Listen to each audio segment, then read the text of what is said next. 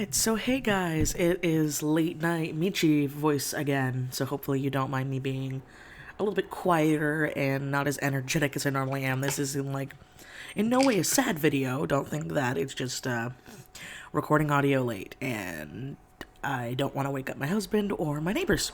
So, we are working on a redraw. I know, it's another redraw. If you noticed, in one of my more recent videos, I did a redraw with a picture of my characters Alador and Carlia, and I wanted to do a commentary paint on that. I still might. Let me know if you guys want the commentary paint on it.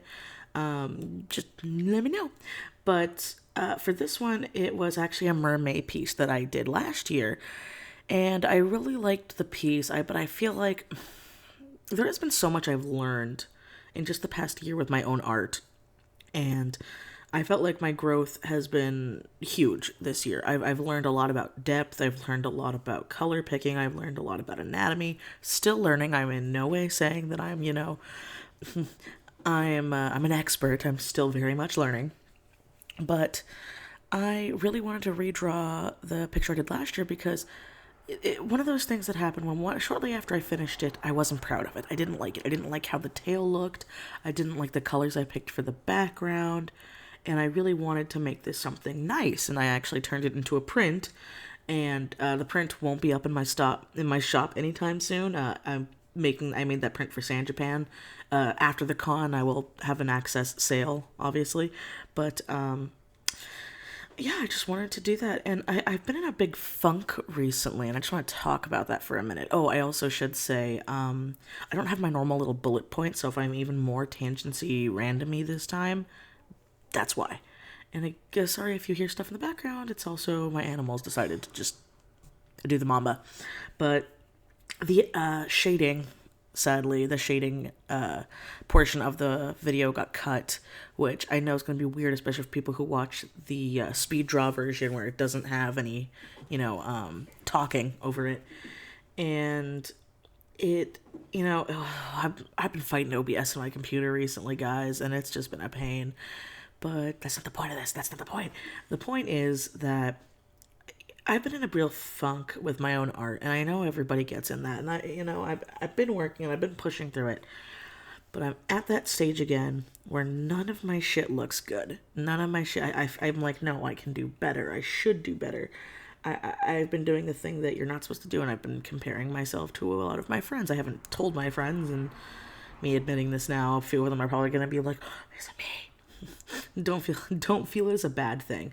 I've more so been like getting lost in my own head and letting the stress of a lot of things pile on me. I like to be a person where I like to, I don't want to say free-spirited, but I'm a control freak. There's no other nice way to say it. I'll just say it like that. I am a control freak. And with being a control freak, it has caused me to make my anxieties worse, if that makes any sense. No, anxieties, it's not no, paranoia. It's made my paranoia a lot worse. I don't want to, misuse bad words. And I've been feeling something that a lot of artists feel, and I know I've touched on it in live streams. I don't know if I full on made a video on it or not, but, you feel the pressure to do more. And it is a thing about social media. And by the way, this isn't going to be a social media is the devil and internet bad, because I hate those. But I do feel like I see other artists that I admire and other things, and I'm like, fuck, why can't I do more like that? Why look at all of these people pushing out all this art, and I'm like, oh, why can't I do that? I'm working so hard. What am I doing wrong? And, it's one of those things where it's like, I need to talk to myself, because I sit there and I think, why am I beating myself up over this? I don't know what their life is. I don't know what they're doing. I don't know, especially for artists that aren't my friends, and I'm like, I don't know if this is just a hobby and they just do it all the fucking time. It's one of those things where I always say it, and a lot of artists say it, but we're still human. We still go through these things. We still have those thoughts. The problem is you got to make sure you don't have them all the fucking time. I tend to have them in times where, again, like I have great stress, and then I'm sitting here like, oh, I'm not getting enough done. I'm being so bad. I feel like I'm not being professional enough. I feel like I'm not working enough.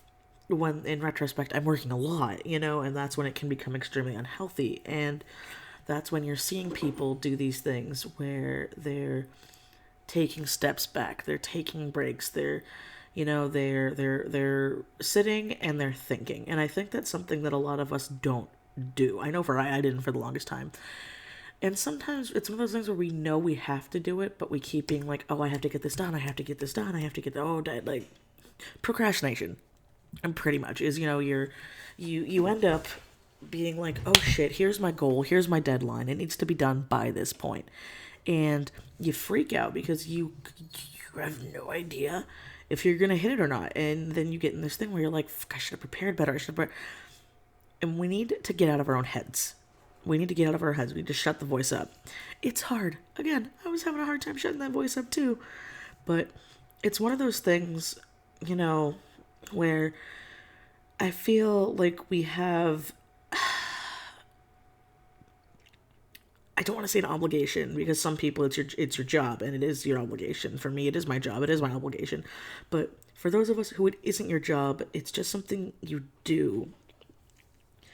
They see the glitz and glamour. They don't see the blood, sweat, and tears that the glitz and glamour takes. You see these things, and you never know, especially if the artist doesn't have like multiple mediums. You never know if they're going through a lot of stuff. And I think a big way to get past this, I know I've been like talking the whole point, but the big way to get past this and to see how much you've grown and just to help yourself, do redraws. Even if it's shit from a year ago. You always see people do the really, really drastic redraws. You don't usually see, very rarely do I see them do like the 1 year later thing. That's one thing I like drawing with Waffles, because I know every year she redoes that Rapunzel picture, and you see how much she's grown and how much she's learned with every year. The Alador and Carlia picture, the Up in the Clouds one that I did recently, that one was from a very old picture, and I changed a lot with it. Before they were just clouds and weird rope things, and I didn't have Alador's personality figured out or outfit, which is why whenever I look at his old art, I'm just like, why did I think that looked good? For the time period I wanted, it makes no sense for what his personality is. Carlia's gotten a few other outfits and stuff, because she's also she's designed and created by my friend. But it was one of those things where it's like, okay, what if I redraw this? Even though it's chibis, I wanna add more to make it more realistic. I know it's cartoons, and I know it's like not realistic, but it's one of those things where it's like, it's not so weird and out there, so random. Because you see that with a lot of anime art. It's not bad. But I remember growing up, that was a big thing where you would see like random stuff like that, where it would be like, here's a character swinging around a rainbow, and it's one of those things where it's like, that's not physically possible. I mean, neither's flying in the clouds, but you get what I'm trying to say. And looking at the comparison, just the way I did the hair, the way I had the face proportions, the way I was able to do the hands, the way I did the shading, the depth of it, I felt so proud of myself. I remember being like, because I was in such a bad rut of like, what's happening to my art? Why does everything look bad? Why am I not doing more? I want to be doing more. And it's just, I've heard, I believe it was Lavender Town talk about it. This was an older video, but it was where you're leveling up pretty much. I think that was her, unless I just heard it from somewhere else. But everything looks bad because you think you can do better, because you are doing better. And when you push past it and doing things like redraws, doing things like challenges, doing things like that, pushing yourself out of your comfort zone, it really does help you get past it. I don't want to say I got my motivation back, but I got my spark back, because motivation and inspiration are two completely different things, especially when you have deadlines and bills to pay. But it's one of those things where you end up having it be where you're in a bad place and you think everything's bad, and you have really bad days, And then you have really good days. You're still probably going to have a couple of those bad days, but now you're at a new thing. You're learning a new skill. You're doing more things. And it is by doing things that you couldn't used to do before. Maybe, and this sounds weird, because everything does take practice, but maybe try drawing something you didn't think you used to be able to draw. That was another thing I started doing, was for the longest time, I was like, I can't draw props. I can't draw backgrounds. I can't do.